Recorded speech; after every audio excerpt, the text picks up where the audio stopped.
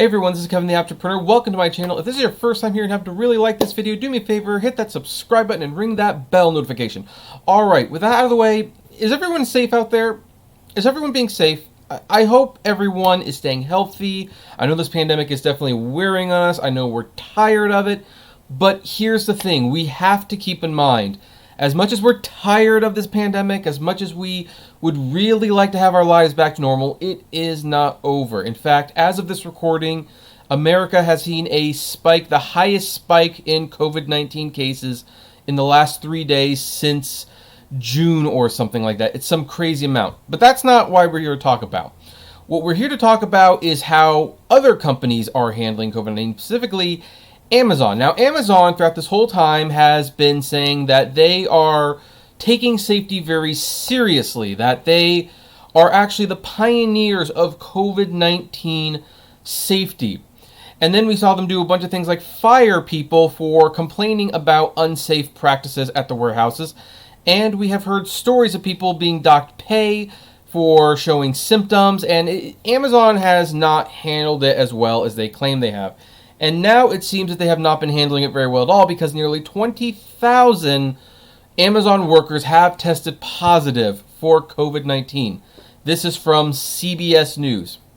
Amazon said Thursday that nearly 20,000 of its frontline U.S. workers have tested positive or been presumed positive for the virus that causes COVID-19. I love that presumed part because, of course, they throw that in there. Let me tell you why they throw presumed in there. They throw presumed in there because they send some people home without getting tested. They scan their head and they have like a little bit higher temperature than normal, or they have a slight little cough or something like that, and then they just send them home. And they presume that person has COVID-19. Now, they do this on purpose. It's not necessarily to raise the numbers, although it definitely looks like the numbers have been raised as a result. But it's when they release numbers like this, they can throw that in there to kind of murky the high number. Like, hey, yeah, we have nearly 20,000 people, but some of them are presumed, so they might not all have been positive for COVID. We just don't know. So anyway, that's why they put that in there. Anyway, but the online retail behemoth, revealing the data for the first time, said that the infection rate of its employees was well below that seen in the general U.S. population. Well, of course it's going to be less than the general U.S. population. It's not like 1 out of every 4 people work at Amazon. That's like McDonald's. Like 1 every 4 people has worked at a McDonald's before, but not Amazon.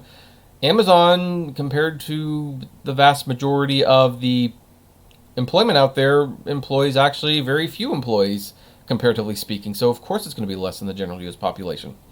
The disclosure comes after months of pressure from Amazon workers and labor groups calling for the company to divulge the COVID-19 numbers, which up until now the company has declined to confirm, and as we can see, for good reason. Amazon said in a corporate blog that it provided the data as part of its effort to keep employees informed and to share details and best practices with governments and other companies. Quote, "We hope other large companies will also release their detailed learnings and case rates, because doing so will help all of us. This is not an area where companies should compete. This is an area where companies should help one another." Now, in all fairness, Amazon's not entirely wrong. If other companies share their numbers and what they're doing to contract trace and protect their employees, it probably could help one another. I don't think that's why Amazon's doing it. I think they're doing it because they basically want to see if their number is lower than the competitors.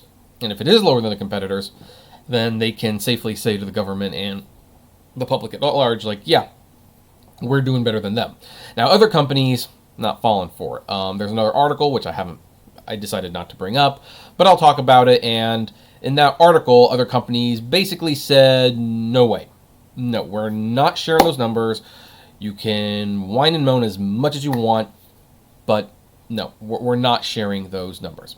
Now, the Seattle-based company said it examined data from March 1st to September 19th on 1.3 million workers at Amazon and Whole Foods market across the U.S. So now here's the thing, that 20,000 compared to 1.37 million is, of course, a relatively low number. I mean, it's been pointed out almost annoyingly throughout this pandemic. Well, the number of people who've actually died are so much lower than the people who have survived. But ignoring the quality of life that people who have caught COVID and not got and survived have suffered since then, that's also kind of besides the point. The point is that this thing spreads so fast, and you see it spreading fast when there's things like protests and beach parties and spring break, that 20,000 people is still scary because if they're in contact with other people, that number could easily double, quadruple, whatever.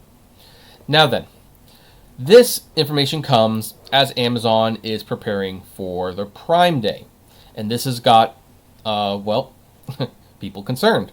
As this article from the Star Tribune points out, Amazon's massive Shakopee warehouse is gearing up for Prime Day on Tuesday and Wednesday, which will lead into what most predict will be a busier than normal holiday season for online retailers. Keep in mind, retailers have canceled Black Friday.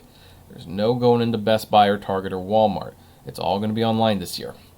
But as business picks up, Amazon and other distribution operations will also have the added responsibility of trying to keep their employees safe from contracting the coronavirus. Deemed essential operations, most of these centers have been open throughout the pandemic, putting in place measures meant to stem the spread of the virus.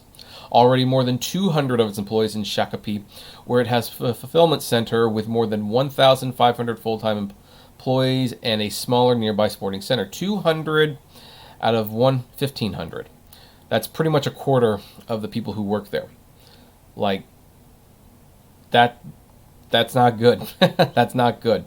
Some staff members recently walked off the job as a worker who said she tested positive for COVID-19 during the summer was reportedly fired for time off task violations. And I've been criticizing Amazon for this the entire summer. Not that it really matters, just for your entertainment, I suppose. But yeah, for a company that says they're taking it seriously, they sure are doing their darndest to punish people for actually taking the health of others seriously.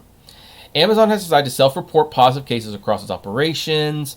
Early this month, the company said nearly 32 out of every 1,000 Amazon workers in Minnesota, which includes its Whole Foods Market frontline employees, have tested positive or been presumed positive for COVID-19, the highest rate out of any state. Again, that presumed part, they want you to have a little bit of murkiness on how much is actually COVID and how much might be presumed. So, to keep workers safe, the facility has instituted temperature checks with thermal cameras, digital distance assistance that alerts workers on screens when they are too close. That's actually kind of cool. Cleaning carts stocked with disinfectant spray and hand sanitizer and other safety measures, including free on-site COVID-19 testing. That's actually a really nice perk. I mean, geez, most of us can't even get free COVID-19 testing. Me and my wife were at the gym canceling our membership because they reopened and charged us for a month, and it's like, wait a minute, we're not going back to the gym yet. And there was a COVID-19 test right next to it. We said, so what do you do to get the COVID-19 test in? You would think you could just say, just sit down, we'll take it right now. But no, you had to make an appointment, and, anyway. So, anyway, this is not a good look for Amazon to have this many positive cases. But again, they're trying to they're trying to put a rosy spin on it as much as possible. They're throwing in that title presumed, this is confirmed and presumed to kind of plant the seed that this might not be nearly as many people positive as just presumed. They're talking about the safety measures. They are talking about how many employees they have. They're saying, hey, we're being transparent with you so that you can see how safe we're being, and we encourage other companies to do the same. Kind of reminds me of when it came out that there were far more on-site accidents at Amazon warehouses than any other warehouses in America. And Amazon's response was, that's because we report everything. We're extra diligent, and that's why our, on-site injury reports are so much higher. Yeah, whatever Bezos. Whatever Lex Luthor. I don't care. So anyway, if you work in an Amazon warehouse, please be careful. I think Amazon, in all fairness, I think Amazon's trying to do the best they can. We're all trying to do the best we can, but they definitely have a really sucky track record, and unfortunately they tend to have a tendency, if you are sick and you have to leave, they might fire you for not working. So there's actually a mixed message in there about whether Amazon wants you to be safe or whether they want you to work. So I don't know. Anyway, that's where we're going to leave this one. I'd like to know where you think about this. Do you think this is good for Amazon to report the numbers? Do you think Amazon's doing really good on the numbers, or do you think they're doing poorly? What do you think of their treatment of workers? I'd love to know. Comment below, like, favorite, share, subscribe, and as always, flame responsibly. Have a good one.